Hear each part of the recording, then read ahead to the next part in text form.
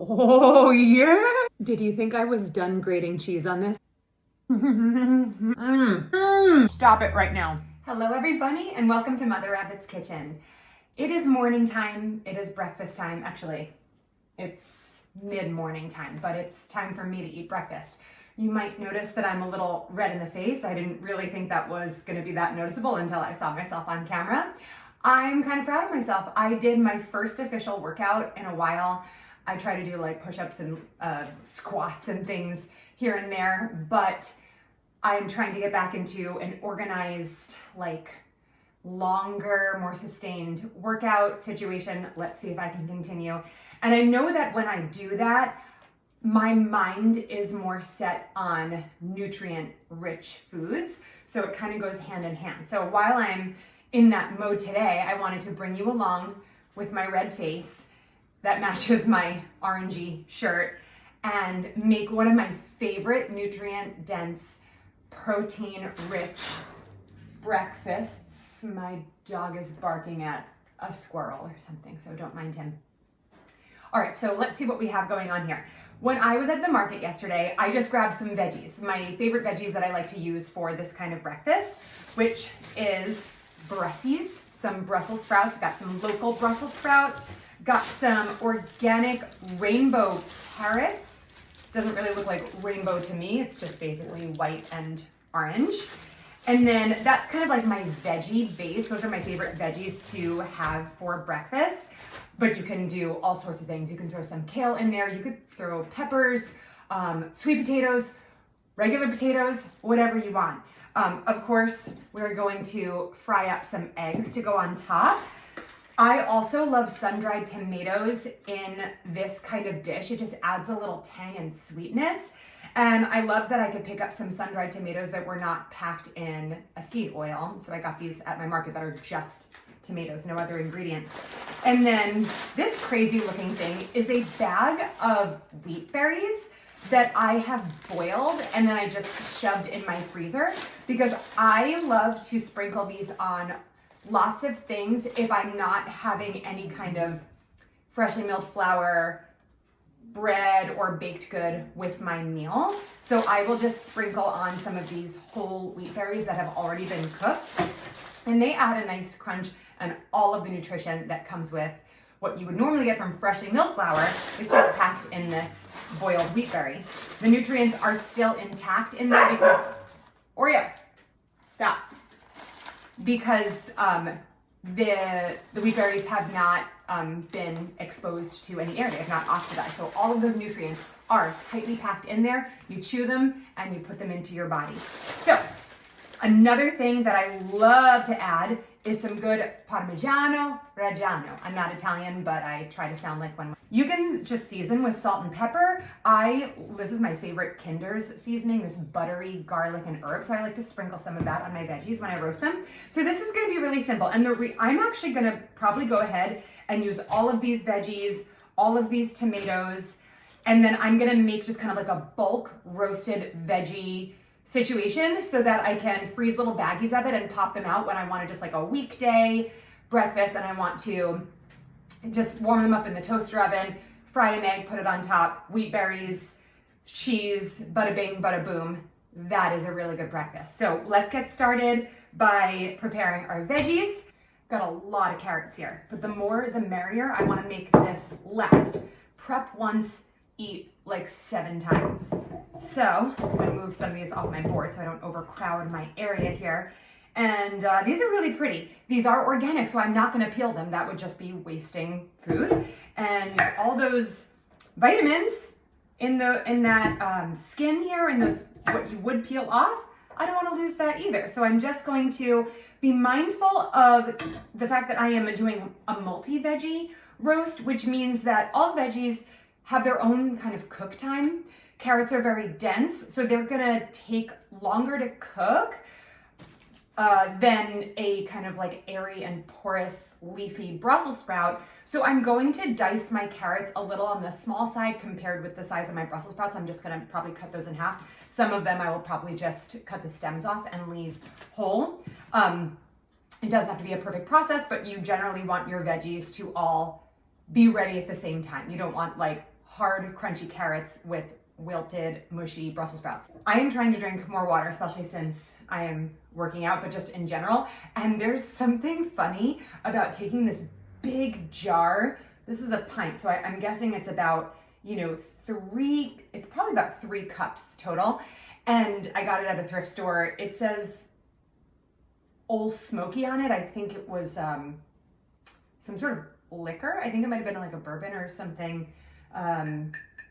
jar. But I got it at a thrift store for like $1. And when I put water in it and I drink it, I feel very powerful and hydrated. I hope I'm making you thirsty right now. Go drink your water. I'm just encouraging you because I need the encouragement. If somebody doesn't remind me, I will forget. By the way, I realized a very exciting reason why my dog is barking so much at nature. And it's because there are birds around. There are birds flying through the air. We even saw some bunnies, which just means spring is coming, and it is so exciting. So I'm taking these carrots, and I can't see over the Brussels sprout mound, and I'm just going to dice them up.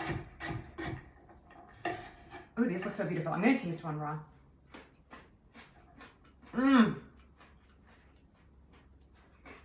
They're so sweet. I washed these, by the way, and dried them.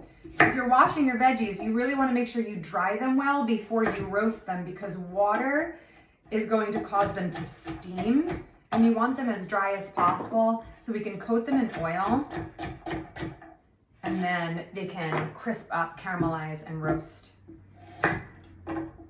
We want them kind of crispy, not mushy. By the way, I preheated my oven to 450 degrees, which is screaming hot, but I really like a nice, almost sear on my veggies. I like some browning. My kids would be like, it's burned, but I like it. If you want to roast them at 350 or 400, you do you. This carrot's so little, I'm not even slicing it at all. Look at this huge, this would be a good snowman carrot nose if you have a really big snowman. My kids, were able to build snowmen for the very first time this year because we moved up to Lancaster County, Pennsylvania from Florida. They grew up in Florida. I grew up in New York, but all my kids grew up in Florida. And this was their very first real winter. And we just so happened to have a ton more snow than is normal for this area from what I hear. And because of all that snow, my kids have had a few days off from school, a few 2-hour delays, and lots of sledding and snowman building time. And it was so funny because they got so creative about all of the ways to decorate a snowman. Maybe I'll put a picture of some of them while I'm talking. But what did they use? For the eyes, we used quarters. I came up with that one, and I always made sure to get my quarters back. And then for the buttons, they used those oversized checkerboard pieces, which was so cute. And then, of course, sticks for the arms. And then they would put their own gloves on the sticks. And then the gloves would get wet because they'd leave them out. And then they'd want to play in the snow again. And I would say, well, where are your gloves? Well, they're on the snowman. Now they're wet. And it was a whole glove chaotic scene. Trying to dry gloves, throwing them in the dryer, putting them near the fireplace. But oh my goodness, did they have fun. So all of that to say that I was so thankful that every time they built a snowman, I had carrots. It was like a good mom moment. Like, yeah, I have some carrots, guys. The first time they did it, I feel like it was like unexpected. I feel like it was like a really light snow. They made this mini snowman. They were like, do you have a carrot? And I'm like, I don't know if I do, guys, but I will check.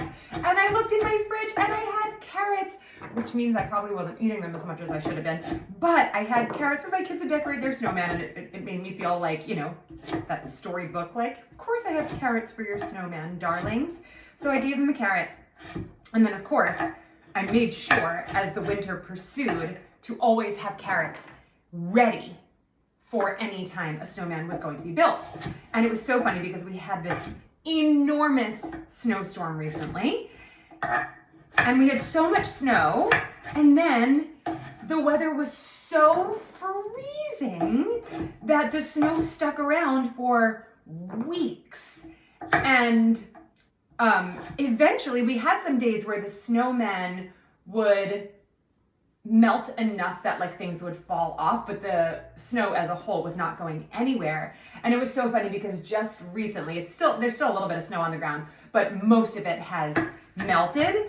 And it was so great because I walked out onto my patio where they built one of their snowmen, and I saw this perfectly intact carrot just laying there on the patio. Like it had been weeks and weeks and it had not, decayed or softened. I mean, not that I would have eaten it, but I could have eaten it. The carrot stayed so fresh from that blanket of snow all those weeks. I don't know. I guess if times got really tough, we could have eaten that carrot, but I threw it away. One of our favorite things about moving to this area and this house in particular was how many bunnies hop around our little, I was about to say our field. We don't really have a field. We do have a yard. We're kind of in like more of a downtown area. We're in the borough.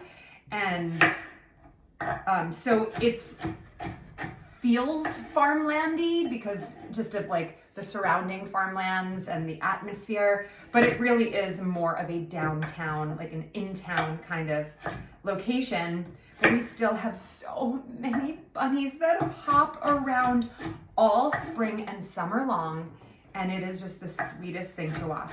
And we're always making sure our dog does not chase those poor little bunnies. Okay, look at these carrots. That is gorgeous. I did not realize it was really going to fill up my pan here. I'm gonna get my Brussels sprouts going. I think I'm gonna be able to freeze probably like 10 or so portions. I don't know, we'll see. So this is going to last for such a long time. And I don't know how much the carrots were. Carrots are cheap, probably a couple of bucks. These Brussels sprouts, $4.63. So my goodness, we're gonna be eating for like $1 a meal if if we portion it out, and that's pretty cool.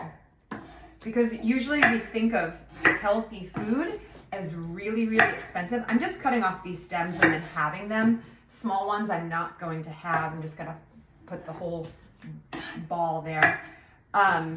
We normally think of health food as too expensive or more expensive than you really can afford. And in some cases it's true, especially if you're trying to eat healthy in a way where you're like going out and trying to eat healthy. If you're relying on other people to make your healthy food, then yeah, it might not be worth the price.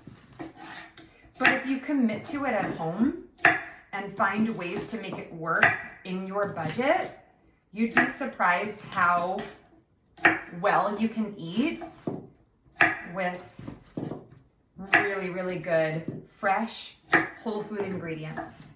This is already looking like a rainbow. I mean, that is God's gift to us, that He gave us all these amazing foods that really don't need anything else. So good, so comforting, so filling and satisfying.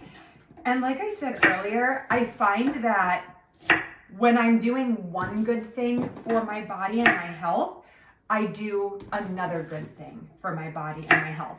For example, if I did not work out this morning, why am I stopping? If I did not work out this morning, I might not be thinking about how I can get the most nutrients in my food. I might not be thinking about how much water I can get in my body today. But they just go hand in hand. It's kind of like setting yourself free to explore all of the ways that you can nourish. One of my favorite things about this market that I go to, it's the cutest place. I love it so much. They have raw milk, which is so yummy. And, but one of my favorite things is, I'm trying to think of the time of year. It's fall. I think it's fall time. when you go to buy Brussels sprouts and they come on the stalk, and it's the coolest thing. You just like pick up your big stalk of Brussels sprouts and then you get home and you pull them off the stalk. I mean, I'm not a farmer, I'm not even a gardener, but it makes me feel like I almost am when I'm pulling my Brussels sprouts right off the stalk. And I am just so thankful for the people who are farmers and gardeners, because you guys help keep this world literally running.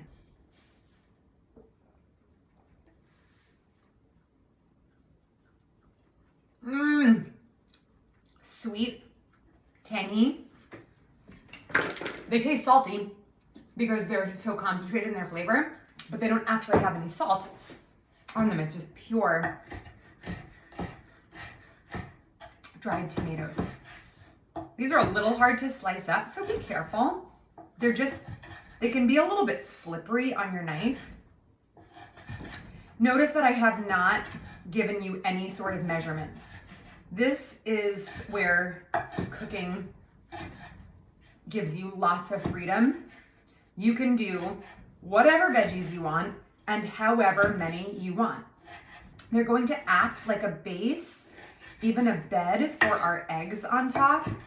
So whatever you want to do, you do it. I've actually done this before where I have some leftover chicken from just grilling chicken the night before or roasting chicken, and I'll just mix in some chicken. There was one time where I had like a sauce and I mixed in the sauce too, and it was so good. Sometimes we're conditioned to think that breakfast is supposed to be sweet, and I have to, that is something that for me is really hard to get away from. You could drizzle some balsamic vinegar or make a balsamic glaze, like a balsamic reduction.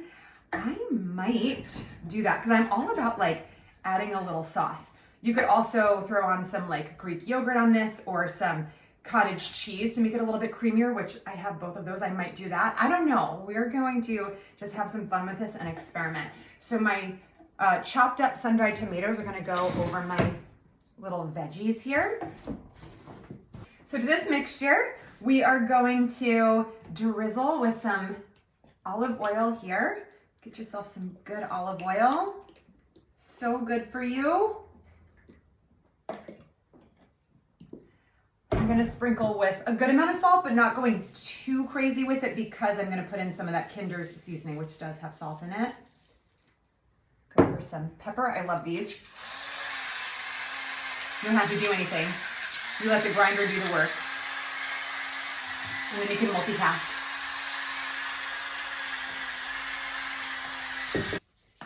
Gonna sprinkle on some of my Kinder's seasoning here. I'm gonna get in there, mix it up. Oh my gosh, it smells good already. It's not even cooked. Oh, it'd be so good, but I don't have red onion. If I put in big slices of red onion and let that caramelize in the oven with these veggies, that would be amazing. I'm gonna do that next time. It just feels good. It reminds me of that Friends episode when Monica is trying to seduce Chandler when she's a teenager and she's holding the carrots in between her fingers and the box of macaroni. I think that was the knife. She's like, I like the way the knife feels against my body. And what happens? Do you remember? She's carrying too many things and she accidentally loses control and the knife flies up in the air, whoops, there goes a Brussels sprout leaf, lands directly on poor Chandler's toe, and it did not go well. That is gorgeous stuff. I'm gonna put that in the oven. I'm gonna keep an eye on it, but I'm gonna guess it will probably only need maybe about 10-15 minutes. I might have to move it around a little bit because I am really packed in. Generally, when you're roasting vegetables, you don't want things to be this packed because they will cause each other to steam because they're kind of overlapping, but I'm not gonna worry too much about that. I have the oven really high, so I will still get that caramelization.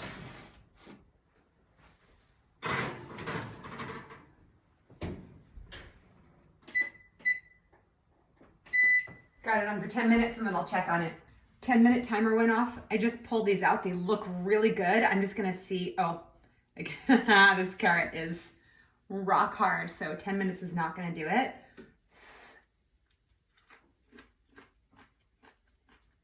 Tastes amazing though. I'm gonna give it a stir and then probably put it on for 10 more minutes. Still really crunchy, but delicious. If I had about half of the veggies on this pan, I could probably get away with 10 minutes or so. And I have a lot going on here. 10 more minutes. Veggies are out. It took a total of 20 minutes and the carrots are still a little on the firm side, but my Brussels sprouts are getting soft. So it is what it is. They're still delicious. The carrots are not crunchy. They're amazing actually. It's perfect. They've actually been sitting out for a few minutes and I'm getting my pan hot now, getting ready to fry my eggs.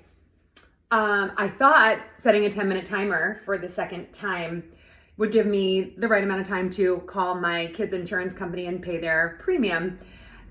And then I was reminded that it takes so much longer than 10 minutes to do that because of the automated system, how many things you have to press on your phone and confirm after you press them.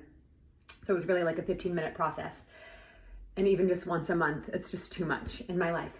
Okay, so my pan's getting hot. I'm gonna get some avocado oil spray to grease the pan a little bit.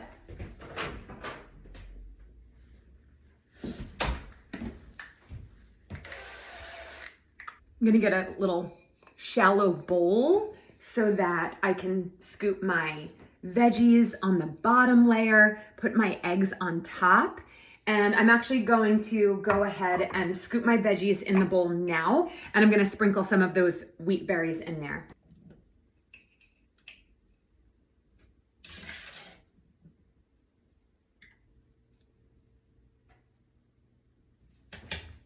You know what I just remembered? You know what is such a good cheese in this? Feta cheese. So if you want to take a break from the Parmigiano Reggiano, yes, I said it again with the accent, you could throw in some feta, you could do both. You could use smoked cheddar. You could use blue cheese if you crazy. You can do whatever you want to do. So I'm getting my wheat berries. Here, I'm gonna sprinkle them in. Look how pretty that is. Isn't that gorgeous?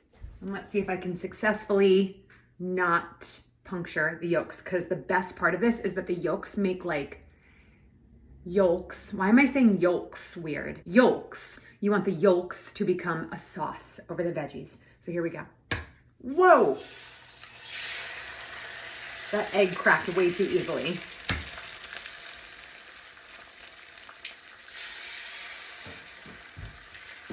Season those well, especially on those yolks. I feel like I'm pronouncing the L too much in that word. The egg yolk. I guess you could say yolk, but that's technically not correct. Yolk. And if you are using Parmigiano Reggiano, there you go. That's time number 3 with the accent. You can choose to grate it finely, like with a microplane grater, or you can shave it on with a vegetable peeler, which is really yummy too. I just grabbed my microplane grater, so I'm gonna use that. Let me turn these eggs here. I'm gonna turn my heat onto low. Just do not want to disturb that yolk. All right, I'm turning my heat off. I barely want to cook the other side because I want all the juicy yolk all around my situation here. Oh, yes. Nice and jiggly still. Look at that. You want to see something awesome? Oh, yes. Yes. It's going to just flood all over that delicious veggie situation. And I am not going to be shy when grating my cheese onto this, okay? Everything's basically going to disappear under this snowstorm of Parmigiano Reggiano. It's number 4, if you're counting. Did you think I was done grating cheese on this? Because I'm not done. I'll be done when I can't see what's underneath the cheese anymore. Look at this. It snowed all over, and I've got my egg getting all ooey gooey over here. Gonna get some of those veggies. Get a little sun-dried tomato on there. Everybody's invited to the party. There we go. Look at that.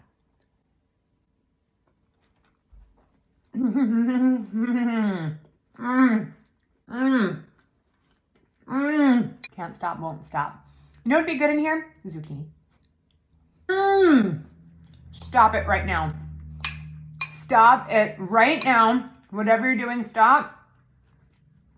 And go make this. It's so good. You can eat it for breakfast. You can eat it for lunch. You can eat it for dinner if you want to. It's just so good. I'm not going to make you watch me eat this whole thing. So I will see you next time.